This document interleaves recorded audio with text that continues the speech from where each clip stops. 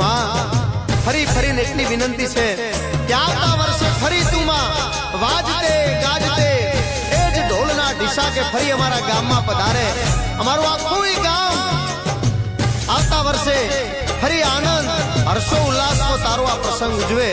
એટલા માટે તને માં એક જ અરજ છે કે આવતા વર્ષે વેલેરી પધારજે માં, આવતા વર્ષે વેલેરી પધારજે માં।